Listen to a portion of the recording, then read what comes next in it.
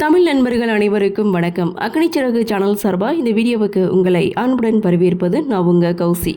கார்த்திக் ரேவதி சீரியலுடைய அடுத்த எபிசோடுக்கான ப்ரோமோ என்ன அப்படின்றத பார்க்கலாம். ரேவதி திவ்யாவை பார்த்ததுமே ஓடி போய் மறைஞ்சிக்கிறாங்க.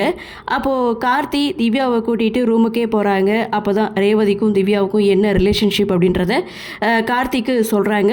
ஸோ அந்த இடத்துல ரேவதி திவ்யா கிட்டே உண்மையை மறைக்கிறாங்க. ஆனால் திவ்யா நினச்சிட்டு இருக்காங்க ரேவதி லவ் பண்ணி தான் கல்யாணம் பண்ணியிருக்காங்க அப்படின்ட்டு. ஸோ அப்படியே சீனை கட் பண்ணால் இங்கே ஒரு கேக்கை வாங்கி அதை 2 பேரையும் வெட்ட சொல்கிறாங்க. கார்த்திக் ரேவதி 2 பேரும் சேர்ந்து தான் கேக் வெட்டுறாங்க.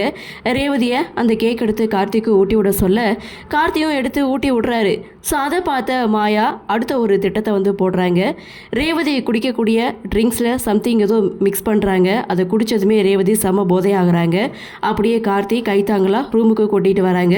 மறுநாள் காலையில் கண் விழிச்சு பார்க்குறாங்க. இங்கே ரேவதி வேறு ஒரு ட்ரெஸ்ஸில் இருக்காங்க. அதை பார்த்ததுமே ரேவதி செம ஷாக்கிங்கில் இருக்காங்க. நம்ம தூங்கும்போது நம்ம இந்த ட்ரெஸ் போட்டிருக்கு இல்லையே அப்படின்னு சொல்லிட்டு அதிர்ச்சியில் இருக்காங்க. இன்னொரு ப்ரோமோ அப்படின்னு பார்க்கும்போது கார்த்திக், ரேவதி, திவ்யாவுடைய ஹஸ்பண்ட் இவங்க எல்லாருமே சுற்றி பார்க்குறதுக்காக வெளியில் வந்திருக்காங்க. ஸோ வந்த இடத்துல ரேவதிக்கு அதிகமாக குளிருங்கிறதுனால ஒரு சொட்டரை வாங்கி கொடுக்குறாங்க. அந்த இடத்துல ஒரு ஃபோட்டோவும் எடுக்கிறாங்க.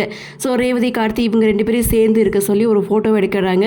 ரேவதி, கார்த்தி 2 பேருமே தனித்தனியாக நின்றுட்டு இருக்காங்க. அதை பார்த்து திவ்யா 2 பேரும் ஒன்று சேர்ந்து நில்லுங்க, கை கோர்த்து நில்லுங்க, கை பிடிச்சி நில்லுங்க அப்படின்னு சொல்ல ஜஸ்ட் ஒரு ஸ்மைலோட கார்த்தியோட கையை பிடிச்ச மாதிரியான ஒரு போஸை ரேவதியை கொடுக்க அந்த ஃபோட்டோவை சாமுண்டீஸ்வரிக்கு சென்ட் பண்ணி வைக்கிறாங்க.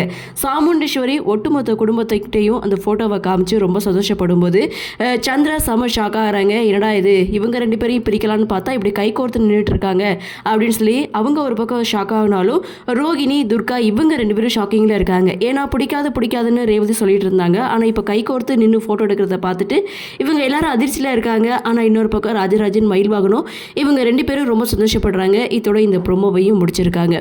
அடுத்தடுத்து என்ன நடக்கும் அப்படின்ற ஒரு எதிர்பார்ப்போட இந்த ப்ரோமோவை கொடுத்துருக்காங்க. ஆக மொத்தம் திவ்யா வந்தது கார்த்திக் ரேவதியோடைய வாழ்க்கையில் ஒரு நல்ல விஷயம் நடக்க போகுது அப்படின்ற மாதிரி தான் இருக்குது. சரி, என்ன நடக்குது, என்ன மாதிரியான சுவாரஸ்யத்தோடு கதைக்கள நகர்வை கொண்டு வராங்க அப்படின்றத நாமளும் பொறுத்திருந்து பார்க்கலாம்.